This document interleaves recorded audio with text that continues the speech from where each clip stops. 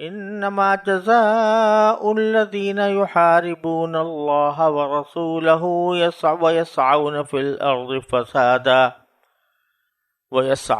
الأرض فسادا أن يقتلوا أو يصلبوا أو تقطع أيديهم وأرجلهم من خلاف أو ينفوا من الأرض ذلك لهم خزي في الدنيا ولهم في الآخرة عذاب عظيم إلا الذين تابوا من قبل أن تقدروا عليهم فاعلموا أن الله غفور رحيم يا أيها الذين آمنوا اتقوا الله وابتغوا إليه الوسيلة وجاهدوا في سبيله لعلكم تفلحون إن الذين كفروا لو أن لهم ما في الأرض جميعا ومثله معه ليفتدوا به من عذاب يوم القيامة ما تقبل منهم ولهم عذاب أليم يريدون أن يخرجوا من النار وما هم بخارجين منها ولهم عذاب مقيم۔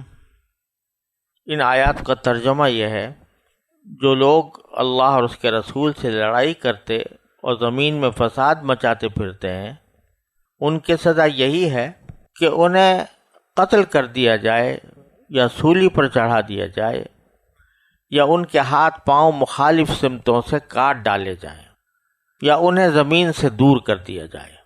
یہ تو دنیا میں ان کی رسوائی ہے اور آخرت میں ان کے لیے زبردست عذاب ہے۔ ہاں، وہ لوگ اس سے مستثنا ہیں جو تمہارے ان کو قابو میں لانے سے پہلے ہی توبہ کر لیں۔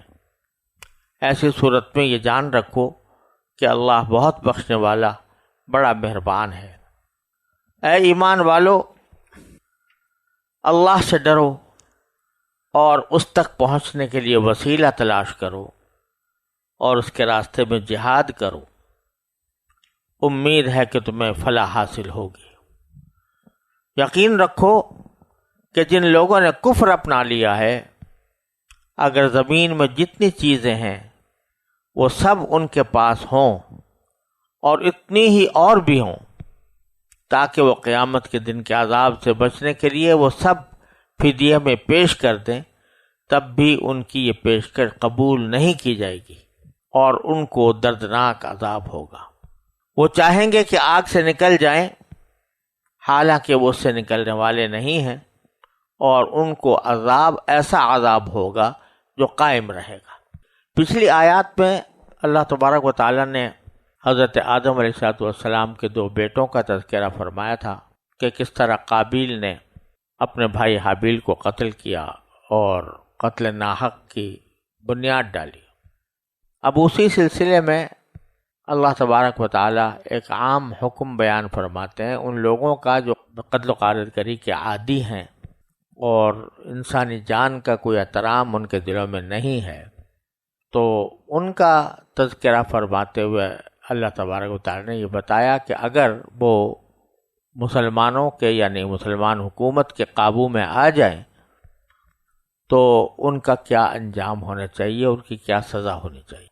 لفظ جو استعمال فرمایا ہے قرآن کریم نے یہاں پر وہ یہ ہے کہ جو لوگ اللہ سے اور اس کے رسول سے لڑائی کرتے ہیں، انما جزاء الذین یحاربون اللہ ورسولہ، ایک صفت تو ان کی بیان فرمائی کہ اللہ اس کے رسول سے لڑائی کرتے ہیں، جنگ کرتے ہیں، اور دوسری صفت یہ بیان فرمائی کہ یسعون فی الارض فسادا، اور زمین میں فساد مچاتے پھرتے ہیں۔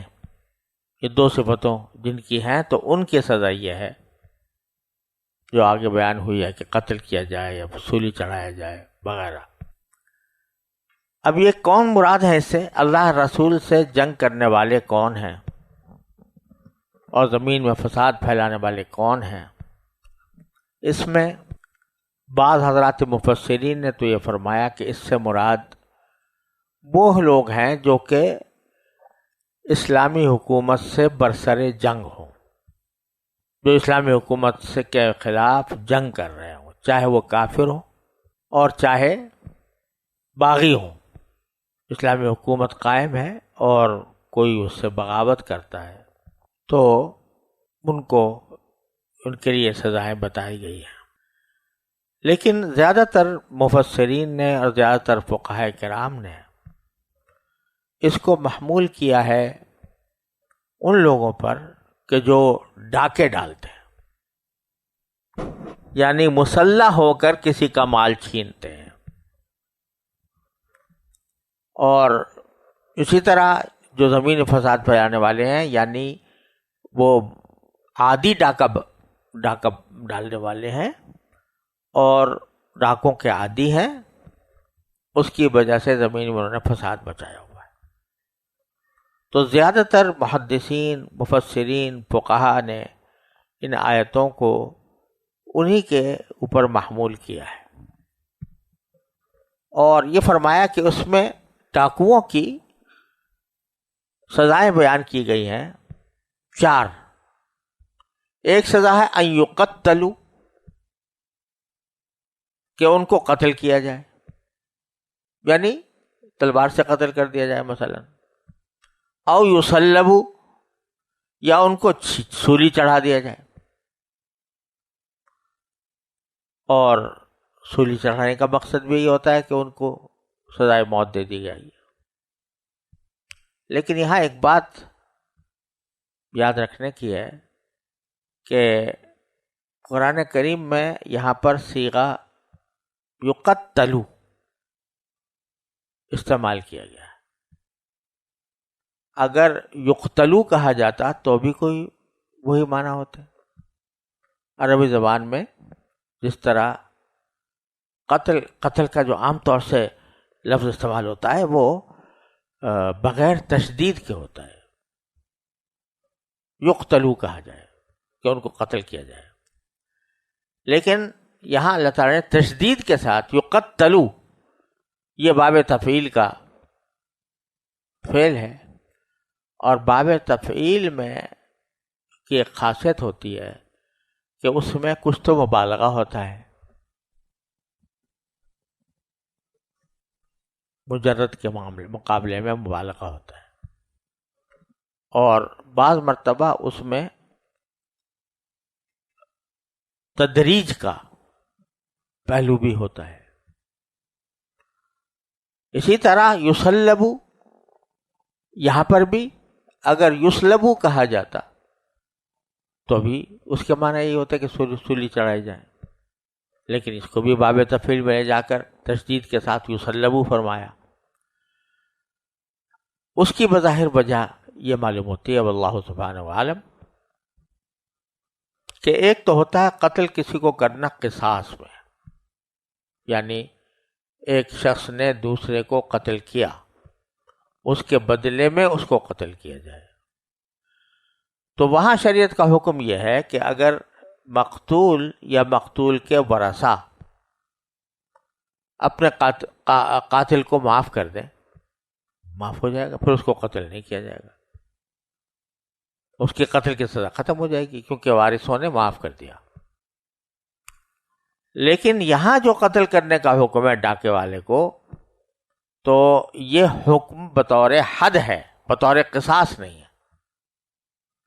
بطور حد ہونے کا نتیجہ یہ ہے کہ اگر جس کے اوپر ڈاکہ ڈالا گیا وہ معاف بھی کر دے کہ جی معاف کرتا ہوں میں، چھوڑ دیں ان کو، آپ قتل نہ کریں، تو بھی قتل کیا جائے گا. تو یہ مبالغہ ہے اس میں، قتل کے بجائے یقتلوا. اسی طرح پھانسی کے اندر یہ اس میں سولی کے اندر بھی یہی بات کہی گئی ہے. فرض کرو اگر کسی کو سولی دی جا رہی ہو قصاصاً، تو اس صورت میں اس کے ورثہ اگر کہیں کہ میں معاف کرتا ہوں، ہم معاف کرتے ہیں، تو وہ معاف ہو جائے گی، سولی پہ نہیں چڑھایا جائے گا. لیکن یہاں ڈاکے کی صورت میں ان کو جو سزا ہوگی سولی پر چڑھانے کی وہ لازمی ہوگی، وہ کسی کے معاف کرنے سے معاف نہیں ہوگی کیونکہ حد ہے. تو دوسری سزا یہ بیان. تیسری سزا ہے تقطع ایدیہم وارجلہم من خلاف، کہ ان کے ہاتھ اور پاؤں مخالف سمتوں سے کاٹ دیے جائیں. یعنی دایاں ہاتھ کاٹا تو بایاں پاؤں، اور بایاں ہاتھ کاٹا تو دایاں پاؤں. یہ تیسری سزا. اور چوتھی سزا او ینفوا من الارض، زمین سے ان کو دور کر دیا جائے۔ اس کے معنی بعض فقہا نے یہ لیے ہیں کہ ان کو جلا وطن کر دیا جائے، اور بعض حضرات نے اس کے معنی یہ لیے ہیں کہ ان کو قید رکھا جائے۔ حنفیہ کے نزدیک یہ دوسرے معنی معتبر ہے۔ اب یہ جو 4 سزائیں ہیں، فقہاء کرام خاص طور سے حنفیہ، امام ابو حنیفہ رحمۃ اللہ علیہ، حضرت امام ابو حنیفہ رحمۃ اللہ علیہ نے بھی اسی کو اختیار فرمایا ہے کہ یہ 4 سزائیں 4 مختلف حالتوں سے متعلق ہیں۔ ویسے تو یہاں پر یوں کہا گیا کہ یا تو قتل کیا جائے، یا سولی دی جائے، یا ہاتھ پاؤں کاٹے جائیں، یا ان کو زمین سے دور کر دیا جائے۔ تو ان میں بعض حضرات نے، بعض فقہا نے اس کو معنی یہ سمجھے ہیں کہ اس سے یہ معنی سمجھے ہیں کہ ڈاکے والوں کے بارے میں جو قاضی ہے یا امام ہے یا امیر ہے، اس کو 4 سزاؤں میں سے کوئی بھی جاری کرنے کا حق حاصل ہے۔ وہ حالات کو دیکھے، جرم کی کیفیت کو دیکھے، اور اس کے مطابق ان میں سے جو سزا مناسب سمجھ رہا ہے حالات مقدمہ کے لحاظ سے، تو وہ سزا دے دے۔ لیکن حضرت امام ابو حنیفہ، امام شافعی وغیرہ وہ یہ کہتے ہیں کہ نہیں، یہ 4 سزائیں 4 مختلف جرموں کے لیے ہیں۔ کیا مطلب؟ کہ اس وقت جب کہ کسی نے کسی کو قتل بھی کیا اور مال بھی لوٹا تو اس کو سولی چڑھایا جائے گا۔ اگر قتل کیا، مال نہیں لوٹا تو قتل کیا جائے گا، لیکن اگر قتل بھی کیا اور مال بھی لوٹا تو اس کو سولی چڑھایا جائے گا۔ اور اسی طرح جس نے صرف قتل کیا، مال نہیں لوٹا، تو اس کو قتل کیا جائے گا، سولی نہیں چڑھایا جائے گا۔ اور جس نے کوئی قتل نہیں کیا، صرف مال لوٹا ہے، اس کے ہاتھ پاؤں مختلف اطراف سے کاٹے جائیں گے۔ اور جس نے قتل و غارت گری کچھ نہیں کیا، صرف لوگوں کو ڈرایا، جس سے لوگوں کو پریشانی لاحق ہوئی، اس کو جلا وطن کیا جائے یا قید میں رکھ دیا جائے۔ اور یہ حکم 4 قسم کے حکم 4 مختلف صورتوں کے لیے دیے گئے ہیں۔ البتہ اللہ تبارک و تعالی نے آگے یہ ایک سہولت عطا فرما دی، یہ فرمایا کہ ذالک لہم خزی فی الدنیا ولہم فی الآخرۃ عذاب عظیم۔ پہلے تو یہ فرمایا کہ یہ ان کی رسوائی ہے دنیا میں، یہ سزائیں ان کی رسوائی کا موجب ہیں، اور آخرت میں ان کے لیے بڑا عذاب ہوگا ہی۔ البتہ آگے اللہ تعالیٰ نے ایک استثناء فرما دیا کہ الا الذین تابوا من قبل ان تقدروا علیہم، کہ ان ڈاکوؤں میں سے اگر کچھ لوگ آ کر توبہ کر لیں، لیکن توبہ کر لیں گرفتاری سے پہلے، من قبل ان تقدروا علیہم، قبل اس کے کہ تم ان پر قابو پاؤ۔ یعنی ڈاکوؤں کا ایک گروہ ہے، پتہ نہیں کس کس کا مال لوٹا ہوگا اس نے، لیکن ابھی حکومت نے اس کو پکڑا نہیں تھا کہ اس نے خود آ کر توبہ کا اظہار کر دیا، یا یہ کہ عین موقع پر ابھی انہوں نے کچھ کارروائی نہیں کی تھی، منصوبہ بنا رہے تھے، اور اس وقت میں ان کے اوپر حکومت کی طرف سے پولیس پہنچ گئی۔ تو اگر گرفتار ہونے سے پہلے وہ اقرار کر لیں کہ بھئی ہم سے یہ زیادتیاں ہوئی ہیں، ہم توبہ کرتے ہیں، تو پھر ان کی یہ سزائیں منسوخ ہو جائیں گی۔ نہ قتل کیا جائے گا، نہ سولی چڑھا جائے گا، نہ ہاتھ پاؤں کاٹے جائیں گے، نہ جلا وطن کیا جائے گا، نہ محبوب قید میں رکھا جائے گا۔ تو لیکن شرط یہی ہے کہ وہ گرفتار ہونے سے پہلے آ کر توبہ کر لیں، تو اس میں اللہ تعالیٰ اپنا حق معاف فرما دیں گے، اور دنیا کے اندر سزائیں آنی تھیں وہ ان سے موقوف کر دی جائیں گی۔ لیکن جو مال انہوں نے لوٹا ہے لوگوں کا، تو وہ واپس کرنا ہوگا۔ تو اللہ تعالیٰ فرماتا ہے الا الذین تابوا من قبل ان تقدروا علیہم، ہاں وہ لوگ اس سے مستثنا ہیں جو تمہارے ان کو قابو میں لانے سے پہلے ہی توبہ کر لیں۔ قابو میں لانے سے مراد ہے گرفتار کرنا۔ ایسی صورت میں جان رکھو فاعلموا ان اللہ غفور رحیم، باری تعالیٰ بہت بخشنے والا، بہت مہربان ہے. یعنی سالہ سال تک ڈاکے مارتا رہا ایک شخص، اور اللہ تعالیٰ کے حکم کی کھلم کھلا نافرمانی کرتا رہا، لیکن جو ہی اسے توبہ کی آ کے تو اللہ نے اپنا حق معاف کر دیا. بندوں کا حق تو معاف نہیں ہوگا جب تک کہ ادا نہ کر دیا جائے، لیکن اللہ نے اپنا حق معاف کر دیا. اللہ غفور بھی ہے، رحیم بھی ہے. غفور کے معنی یہ کہ جو گناہ کیا تھا تم نے وہ بخش دیا، اس پر کوئی سزا نہیں ہوگی. رحیم کے معنی یہ کہ صرف اتنی بات نہیں کہ سزا نہیں ہوگی، اور اوپر سے رحمت کا معاملہ ہوگا، یعنی تمہیں کچھ اللہ تعالیٰ کے ہاں ثواب ملے گا، توبہ کا ثواب ملے گا. تو اس سے ہی پتہ چل رہا ہے کہ آدمی کتنے سے سنگین جرم کا ارتکاب کر لیا ہو انسان نے، اگر سچے دل سے توبہ کر لے اللہ تعالیٰ کی بارگاہ میں، تو اللہ تعالیٰ اس کے گناہ کو معاف بھی فرماتے ہیں اور اس کے اوپر آئندہ بھی رحمت کا معاملہ فرمایا کرتے ہیں. اب آگے جو آیت ہے، یا ایھا الذین آمنوا اتقوا اللہ وابتغوا الیہ الوسیلہ، یہاں یہ آیت 35 ہے سورہ مائدہ کی، اور 35، 36، 37 تین آیتیں ہیں جو بیچ میں آئی ہیں. کہ ابھی جو اس سے پہلے ڈاکے کی سزا بیان کی گئی تھی، اور ان تین آیتوں کے بعد چوری کی سزا آ رہی ہے. والسارق والسارقۃ فاقطعوا ایدیہما، چور چاہے مرد ہو چاہے عورت ہو، اس کا ہاتھ کاٹ ڈالو. ان دونوں کے درمیان یہ بیچ میں آیتیں لائے ہیں اللہ تبارک و تعالیٰ. ان کا بظاہر کوئی تعلق نہ ڈاکے سے لگ رہا ہے نہ چوری سے لگ رہا ہے، لیکن اللہ جل جلالہ کا کلام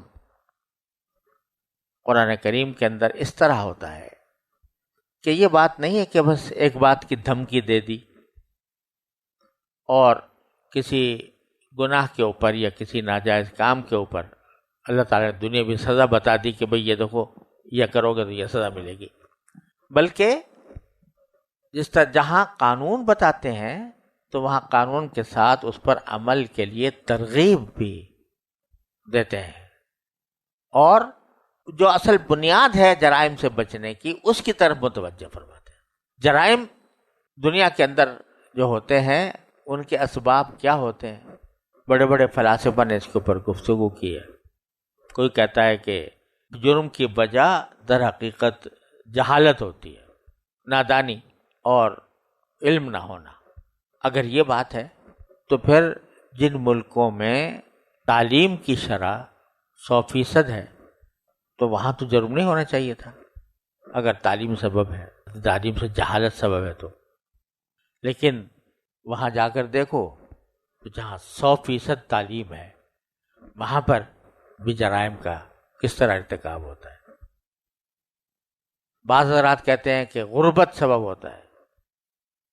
جب آدمی کے پاس پیسے نہیں ہوتے، کھانے کو نہیں ہوتا، تو وہ جرم کرنے پر آمادہ ہوتا ہے. لہذا اگر غربت ختم ہو جائے گی تو جرم بھی ختم ہو جائے گا. لیکن اب ان ممالک کو دیکھو جہاں فیکس آمدنی کی شرح کہاں سے کہاں پہنچی ہوئی ہے، دولت کے ریل پیل ہے، ہر آدمی کے پاس پیسے ہیں. وہاں تو جرم نہیں ہونا چاہیے تھا مگر ہو رہا ہے.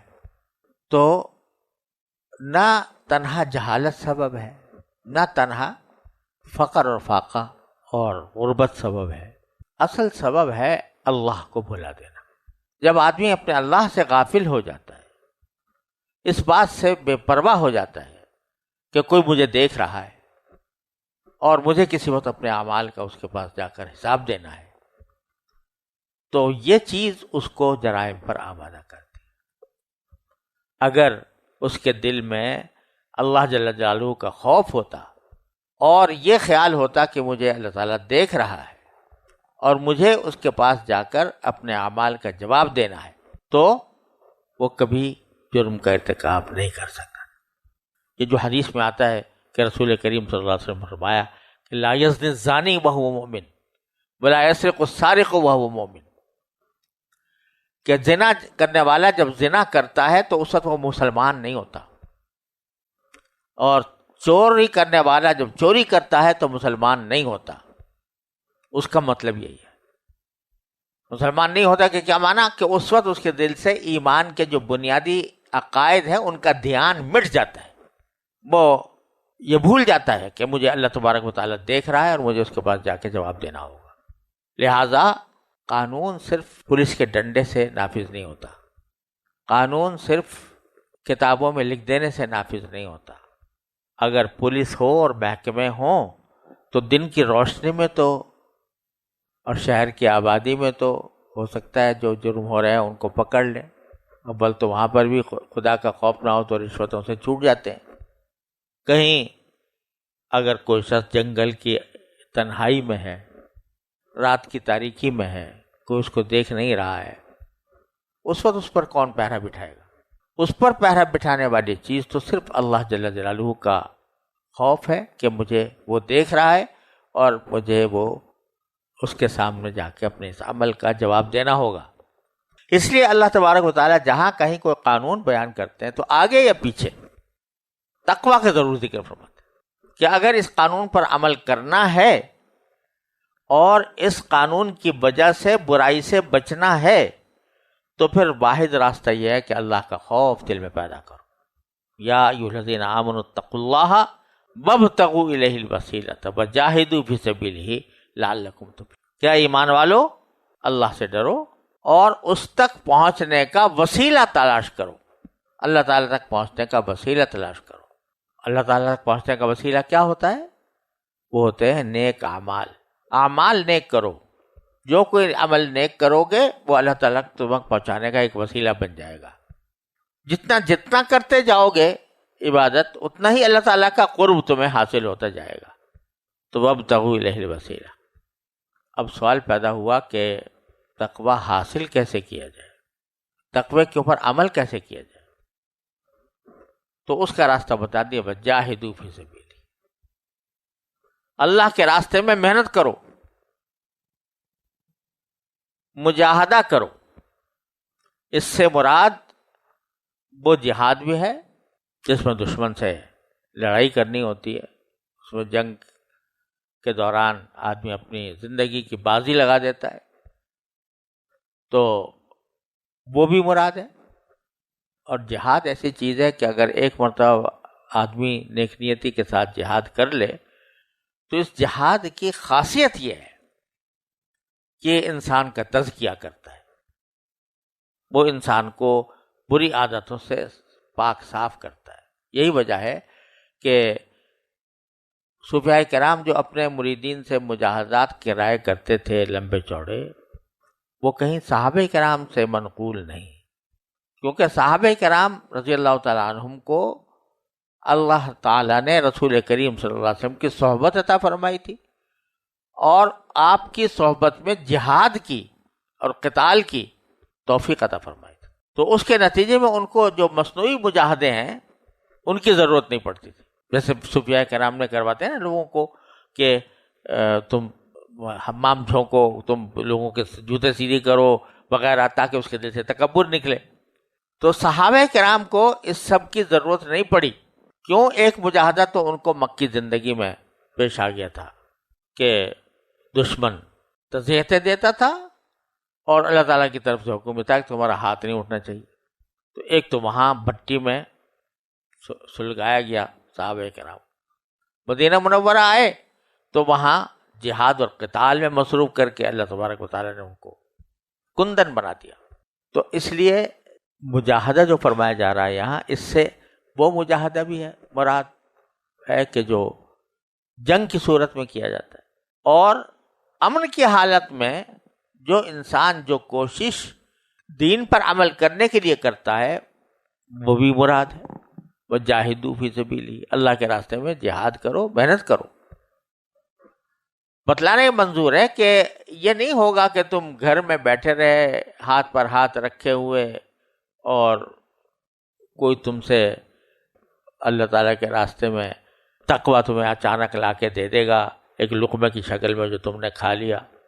نہیں، اس میں تھوڑی سی محنت کرنی ہوگی۔ محنت یہ کرنی ہوگی کہ جب کسی طاعت کی بجاوری میں، کسی عبادت کی انجام دہی میں سستی ہو رہی ہو تو بس یہ مجاہدے کا وقت ہے کہ اس سستی کا مقابلہ کر کے وہ کام کرو۔ اور جب کسی گناہ پر دل آمادہ ہو رہا ہے تو گناہ پر دل آمادہ ہوتے وقت اس آمادگی کا، اس جذبے کا مقابلہ کر کے اس سے بچو، زبردستی کرو اپنے اوپر۔ تو جاہدوا فی سبیلی کا میں عرض کیا کرتا ہوں ترجمہ ہے کہ زبردستی کرو اپنے اوپر، جس چیز کا دل نہیں چاہ رہا لیکن کرنی ہے وہ کرو، جس چیز کا دل چاہ رہا ہے اور نہیں کرنی ہے تو وہ اس سے اپنے آپ کو زبردستی کر کے بچاؤ۔ یہ کر لیا تو لعلکم تفلحون، اس کا انجام یہ ہوگا کہ تمہیں فلاح حاصل ہوگی۔ اور پھر ساتھ میں اس کا دوسرا پہلو بھی اللہ تعالیٰ نے بتا دیا کہ اگر کوئی شخص یہ تقوی اختیار نہ کرے، ایمان کے تقاضوں پر عمل نہ کرے تو کیا ہوگا؟ تو فرمایا ان الذین کفروا لو ان لهم ما فی الارض جميعا ومثله معه لیفتدوا به من عذاب یوم القیامۃ ما تقبل منهم۔ آخرت میں جو عذاب آنے والا ہے اس کی کیفیت یہ ہوگی کہ انسان اپنی ساری مال و دولت خرچ کر کے بھی اگر چاہے کہ میں اس عذاب سے بچ جاؤں تو نہیں بچ سکے گا۔ اس کے لیے اللہ تبارک و تعالیٰ فرماتے ہیں کہ جن کو یقین رکھو کہ جن لوگوں نے کفر اپنا لیا ہے، ان الذین کفروا لو ان لهم ما فی الارض جميعا، اگر زمین میں جتنی چیزیں ہیں وہ سب ان کے پاس ہوں، ساری دنیا کی دولت، اور ومثلہ معہ، اور اتنی ہی اور بھی ہوں، تاکہ وہ قیامت کے دن عذاب سے بچنے کے لیے وہ سب فدیہ میں پیش کر دیں، لیفتدوا به من عذاب یوم القیامہ، تو ما تقبل منہم، وہ ان سے قبول نہیں کیا جائے گا، ولہم عذاب علیم، اور دردناک عذاب ہو کر رہے گا۔ اور حالت یہ ہوگی کہ یریدون ان یخرجوا من النار، چاہیں گے کہ اس آگ کے عذاب سے نکل بھاگیں، لیکن وما ہم بخارجین منہا، وہ نکل نہیں سکیں گے، ولہم عذاب مقیم، اور ان کو ایسا عذاب ہوگا کہ جو ان کے پاس مسلسل رہے گا، جو قائم رہے گا، ختم نہیں ہوگا۔ یہ دو پہلو بتا کر کہ اللہ کا تقوی اختیار کرو، اللہ تعالیٰ کے راستے پر کوشش کرو، اور اگر نہیں کرو گے تو یہ سامنا کرنا پڑے گا ایسے عذاب کا۔